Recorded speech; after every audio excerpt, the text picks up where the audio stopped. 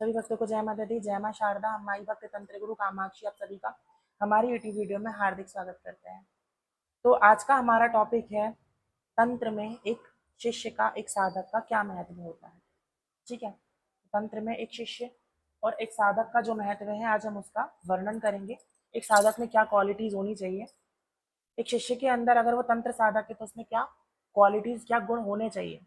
ठीक है, तो हम जैसे कि स्टेप बाय स्टेप सभी चीज़ों को प्रारंभ से लेते हुए चल रहे हैं उन सभी साधकों के लिए जो प्रारंभ से तंत्र को जानना है, समझना चाहते हैं, जो तंत्र में नए हैं। ठीक है, तो हम धीरे धीरे सभी चीज़ों में आगे बढ़ेंगे। आसन, माला, मंत्र जाप, साधना, दीक्षा एंड ऑल। तो आज का हमारा टॉपिक है तंत्र में एक साधक का क्या महत्व है। तंत्र में एक साधक, एक शिष्य का अत्यधिक महत्व है। जैसे मैं आपसे कहूँ कि तंत्र में क्या है, तंत्र क्या है, तंत्र के अंदर किस प्रकार की चीजें हैं, आप सभी क्या कहेंगे।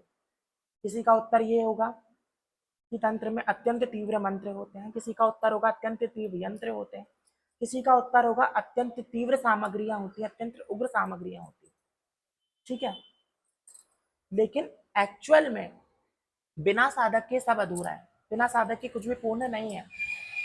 ठीक है, ये ठीक उसी प्रकार है जिस प्रकार एक बहुत ही आपको अच्छी बंदूक दे दी जाए, बहुत ही अच्छी क्वालिटी की, कितनी भी महंगी, कितनी भी तेज बंदूक आपको दे दी जाए, अगर आपको उस बंदूक का उपयोग नहीं पता तो वो बंदूक आपके लिए केवल एक लोहे की आकृति के सिवा कुछ नहीं। और आप जबरदस्ती उसका प्रयोग करोगे तो वो आपके लिए ही घातक है। जैसे लोग जबरदस्ती उठा के मंत्र करने लग जाते हैं, ऊर्जा क्या होती है, अनियंत्रित होती है। बाद में फिर आप तंत्र गुरुओं को ढूंढते हो कि हमारे साथ ऐसा क्यों हो रहा है। जब ऊर्जा अनियंत्रित होती है शरीर में काफी बदलाव आने लगता है। अचानक से शरीर का तापमान बढ़ना, मानसिक स्थिति खराब होना, है ना, अनेक विकार आना, अपने ही आप से परेशान हो जाना, काफी कुछ होने लगता है जब इंसान जबरदस्ती करता है मंत्रों को। ठीक है, क्योंकि मंत्रों में बहुत विशिष्ट ऊर्जा होती है। तो आप किसी भी चीज को जबरदस्ती करोगे बिना जाने बिना समझे तो वो चीज आपकी पूर्ण कैसे हो पाएगी, है ना। उसके बाद यंत्र आता है, यंत्र आपके लिए एक ज्यामिति आकृति के सिवा कुछ नहीं बचेगा। फिर आता है आपके लिए सामग्री। तंत्र में अनेक सामग्रियां होती हैं, है ना, जिसके अंदर घड़ियाल का नाखून होता है, सिंह का नाखून होता है, शूकर का दांत होता है, हाथी का दांत होता है ना। अनेक अनेक प्रकार की सामग्रियां, एक बंधन मुक्ति जड़ होती है, नीम का बांधा, आम का बांधा, आपको कुछ भी ला दिया जाए आपके लिए वो सिवाय किसी सामान के कुछ नहीं है। आपको अगर नीम का बांधा भी ला दिया जाए, तांत्रिकों के लिए सोने से बढ़कर होता है। आप क्या कहेंगे, अरे जड़ है, फेंक देंगे आप। तो बिना शिष्य, बिना साधक के सभी चीजें अधूरी हैं। ठीक है, तो उस तंत्र साधक में क्या क्वालिटीज होनी चाहिए। तो शारीरिक और मानसिक दोनों रूप से साधक को कठोर होना पड़ता है। ठीक है, साधक चाहे तो दक्षिणाचार का हो, साधक चाहे वामाचार का हो, दोनों को दोनों प्रकार से कठोर होना पड़ता है। ठीक है, तंत्र के अंदर दक्षिणाचार या वामाचार को ले लो, दोनों में कठोर होना पड़ेगा। वामाचार में अत्यंत तीव्र भयंकर साधनाएं होती है, कंकाल मालिनी साधना, अंगारक काली साधना, चिता साधना, शव साधना, मुंड मालिनी साधना। जब साधक इस साधना के अंदर बैठता है ना, जिस समय साधक संकल्प को करता है ना, इतने भयानक अनुभव होते हैं कि साधक की जान निकल के हाथ में आ जाती है। सबसे पहले मानसिक रूप से प्रिपेयर करना पड़ता है। अगर मैं छिन्न मस्तिका देवी की एक भी सहायक देवी, एक योगिनी, एक गणनी की भी बात करूं, वो अगर आपके सामने आ गई या चारों तरफ उसने अपनी किलकार हंसी की भी लगा दी ना, आप थरथरा जाते हैं उस समय और आप आसन से नहीं उठ सकते। वरना शक्ति सामने वाली, शक्ति के गण आपको नहीं छोड़ेंगे। सेकेंडरी चीज आती है संकल्प। आपने किसी भी उग्र शक्ति की साधना का संकल्प ले लिया, अब वो साधना में आपको 4 घंटे बैठना है चाहे 8 घंटे बैठना है, आपको बैठना पड़ेगा। आप उस साधना को अधूरा नहीं छोड़ सकते, डर के कारण, या फिर आपसे बैठते नहीं बन रहा उस कारण, या आप उतना तप नहीं कर पा रहे उस कारण। संकल्प ले लिया तो ले लिया। अगर आपने साधना छोड़ दी तो वो शक्ति आपको नहीं छोड़ती। जो शक्ति का दोष लगता है, अत्यंत भयंकर दोष लगता है, उस शक्ति के गण आपको तब तक नहीं छोड़ते जब तक उस दोष का शमन नहीं हो जाता। फिर आप एक कुलाचारी गुरु के पास जाते हैं, इसका शमन करवाइए आप। ठीक है, कुलाचारी गुरु के अलावा कोई उसका शमन नहीं करवा सकता। तो ये तो हो गया शारीरिक रूप से मानसिक रूप से कठोर होना। फिर आता है द्वैत भाव का नाश। द्वैत भाव क्या होता है? ये अच्छा है, वो बुरा है ना, ये चीज अच्छी है, ये चीज बुरी है, सबको एक समान दृष्टि से देखना पड़ता है। ये भंगी है तो ये ब्राह्मण है तो शरीर। ब्राह्मण में भी शिव उतने ही बसते हैं जितने एक भंगी में बसते हैं। समान दृष्टि से सबको देखना, ठीक है। ये होती है भेदभाव से शमन। आपके सामने एक सुंदर स्त्री खड़ी, आप उसका आवरण देख रहे हो, आपके मन में तत्काल उसको लेके विचार आ जाएंगे। लेकिन एक साधक को कैसे देखना होता है कि ये सामने खड़ी सुंदर स्त्री और चिता पे पड़ी मरी लाश, चिता पे पड़ी मरी लाश और ये लड़की, दोनों ही एक समान है। बस फर्क इतना है, ये लड़की बोल रही है क्योंकि इसमें जीव स्थित है, वो लड़की नहीं बोल रही क्योंकि उसका जीव परमात्मा में विलीन हो गया। बाकी है तो दोनों एक। अंदर तो मेरे नहीं झांक पा रहे आप मुझे ऊपर से ही तो देख रहे हो ना, उसको भी आप ऊपर से ही देख रहे हो। तो द्वैत भाव की शमन एक साधक करता है, ठीक है। सेकेंडरी चीज आती है पशु भाव से ऊपर उठ करके देखना, ठीक है। उससे पहले मैं दक्षिणाचार का भी बता देती हूँ। दक्षिणाचार में भी दोनों चीजें लगती है। अगर आप दक्षिणाचार से साधना करते हो, दक्षिणाचार में भी सौम्य साधना, सौम्य स्वरूप में उस साधना को किया जाता है, ठीक है। लेकिन तो भी आपको अनुभव तीव्र ही होते हैं। आपको स्वप्न के माध्यम से सबसे पहले अनुभव होते हैं दक्षिणाचार में। उस स्वप्न में आपको कई प्रकार की चीजें दिख सकती हैं।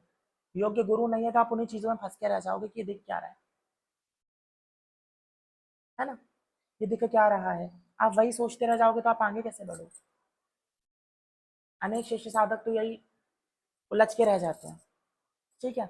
शारीरिक रूप से आप गृहस्थ जिंदगी में रहकर साधना करते हो। गृहस्थ जिंदगी में आपको इतना समय अपनी संध्या के लिए देना पड़ता है। वो समय वामाचारी दक्षिणाचारी दोनों को देना पड़ता है। तो आपको शारीरिक रूप से अपने आप को इतना स्ट्रांग बनाना होगा, वहां बहाना नहीं कर सकते, ठीक है। तो दोनों को ही दोनों चीजें करनी होती है। फिर आती है सेकेंडरी चीज पशु भाव से मुक्ति। वो दक्षिणाचार का साधक हो, वो वामाचार का साधक हो, पशु भाव से उसको सदैव मुक्त रहना चाहिए। पशु भाव के 6 अंग होते हैं। पशु भाव के 6 अंग होते हैं, जिसमें निंदा, जाति, कुल, शील, है ना। उसके बाद अनेक प्रकार की चीजें आती हैं, ठीक है, जिनको 8 अंगों को मैं बाद में समझाऊंगी, ठीक है। तो अच्छा है, ये बुरा है, जातिवाद के कारण इंसान ये भूल जाता है कि शिव मुझ में भी है, शिव उसमें भी है, शिव शक्ति का वास हम दोनों में है, ठीक है। सिंह जो है वो कभी मांस नहीं खाएगा, बकरी कभी, सिंह जो है वो कभी घास नहीं खाएगा, बकरी कभी मांस को नहीं ग्रहण करती, ठीक है। क्योंकि वो उनके अंदर का पशु भाव है, उनको लगता है हमारा पेट इसी से भरेगा। एक साधक के लिए जो भोजन है वो सिर्फ पेट भरने की चीज है। उसके लिए गंगा जल और प्याले में भरी मदिरा दोनों एक समान ही है। दोनों में ही वो शिवत्व को देखता है। वो प्याले के अंदर बुराई को ना देख करके, मदिरा के अंदर दूषित भाव को ना देख करके, वो उस परम पवित्र भाव को देखता है। शरीर के ऊपर के आवरण को ना देख करके वो अंदर को देखता है कि अंदर क्या पवित्रता छुपी हुई है। इसलिए साधक जो तंत्र साधक है वो हर चीज का प्रोक्षण करता है, हर चीज का शोधन करता है। वो कभी शिव में और कभी भी किसी चीज में अंतर नहीं समझता, उसके लिए हर जगह शिव है। गंगा में भी शिव है, मदिरा में भी शिव है। गंगा में भी शक्ति है, मदिरा में भी शक्ति है। कहाँ नहीं है शक्ति? कण कण में भगवती का वास है। हमारे शरीर में 7 चक्र, 72,000 नाड़ियां हैं, एक एक में शक्ति की ऊर्जा निहित है, ठीक है। तो ये पशु भाव के जो है 8 अंग हैं, जिनको मैं आगे जाके समझाऊंगी तो वीडियो बहुत लंबा हो जाएगा।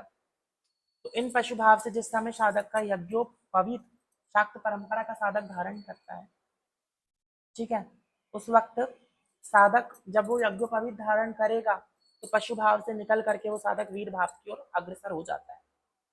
वीर भाव क्या है? उसके लिए किसी भी चीज का भय नहीं होता, ठीक है।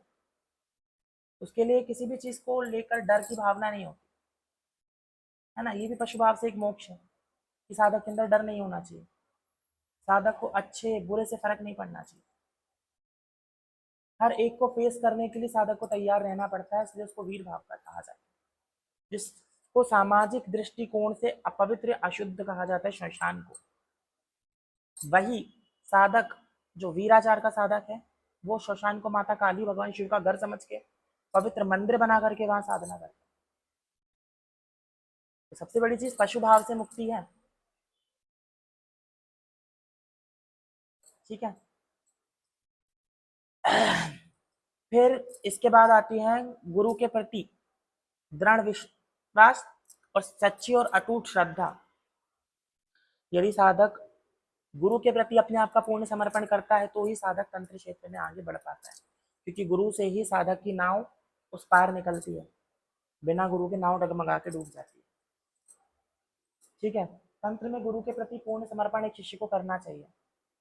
अगर गुरु के प्रति थोड़ी सी भी शंका आ जाती है, शंका भी एक पशु भाव में गिना गया है। ठीक है। पशु भाव के जो 8 भाव कहे गए ना, 8 अंग कहे गए, इसमें शंका को भी गिना गया है। शंका कभी साधक के मन में नहीं आनी चाहिए कि गुरु जी ने हमें यह मंत्र दिया, इसकी सिद्धि होगी कि नहीं होगी। अगर उसकी सिद्धि नहीं भी होनी होगी तो भी हो जाएगी अगर गुरु में पूर्ण निष्ठा और विश्वास है। और शंका है तो पूर्ण विधान से करोगे तो भी कुछ नहीं मिलने वाला। ठीक है। तो गुरु के प्रति पूर्ण निष्ठा, थोड़ा सा समय और धैर्य आपको रखना पड़ेगा। ठीक है। तंत्र में सबसे बड़ी चीज शिष्य के लिए एक आती है गुरु में पूर्ण निष्ठा के बाद धैर्य, संयम। कोई भी चीज, कोई भी साधना एक दिन में सिद्ध नहीं होती। ठीक है। कोई भी शक्ति आपको एक दिन में आके खड़ी नहीं हो जाएगी। आजकल के बच्चे सोचते हैं आज साधना तो कल अनुभव और परसों प्रत्यक्षीकरण, ये कभी नहीं हो सकता। ठीक है। उतना शुद्ध भाव और उतनी ऊर्जा गुरु धीरे धीरे धीरे धीरे आपके अंदर बनाता है। शाक्त अभिषेक जब गुरु करता है ना, शाक्त अभिषेक के भी कई जगह षडांग अभिषेक होता है, कई जगह अष्टाभिषेक होता है। षडंग अभिषेक, अष्टाभिषेक शाक्त परंपरा के अंदर होते, कई जगह 6 प्रकार से अभिषेक होते, कई जगह 7 प्रकार के अभिषेक, 8 प्रकार के अभिषेक होते हैं। ठीक है। तो जब प्रथम अभिषेक गुरु करता है, शाक्त अभिषेक, गुरु आपके अंदर के सारे विकारों को नाश करके आपको पवित्र बनाता है, आपकी ऊर्जा उस लेवल की करता है। ठीक है। फिर आप एक नए जन्मित बच्चे की तरह होते हो उस समय पे, और नव निर्मित बच्चे की तरह, नव निर्मित मिट्टी की तरह गुरु आपको एक आकार देने लगता है। बहुत अत्यधिक महत्व तंत्र में एक साधक का, एक शिष्य का होता है। और एक शिष्य को और एक साधक के अंदर ये क्वालिटीज होनी चाहिए तो ही वो साधक है। ठीक है। सबसे पहला क्वालिटी क्या मैंने बताई है आपको, भीतर और बाहर से कठोर होना। सेकंड क्वालिटी पशु भाव से मुक्ति। ठीक है। 8 अंग मैंने पशु भाव के आपको बताया, जिनका मैं पूर्ण विस्तृत वर्णन बाद में करूंगी, वीडियो 13 मिनट का हो चुका है। ठीक है। तो पशु भाव से मुक्ति। थर्ड है द्वैत भाव से मुक्ति। ठीक है। और फोर्थ एंड लास्ट धैर्य और गुरु में सच्ची निष्ठा। ये गुण आप में है तो ही आप सच्चे साधक हो। ठीक है। और यही गुण साधक में होने चाहिए। जय माता दी, जय माँ शारदा। ठीक है। इससे सभी बच्चों का बहुत अच्छा मार्गदर्शन होगा। आप में अगर ये गुण नहीं है तो ये गुण को लेकर आइए, अपने गुरु में पूर्ण निष्ठा रखिए। माँ भगवती आप सभी का कल्याण करे, मेरा यही भगवती से जो है प्रार्थना आप सभी के लिए रहेगी। सभी का कल्याण करे। जय माता दी, जय माँ शारदा।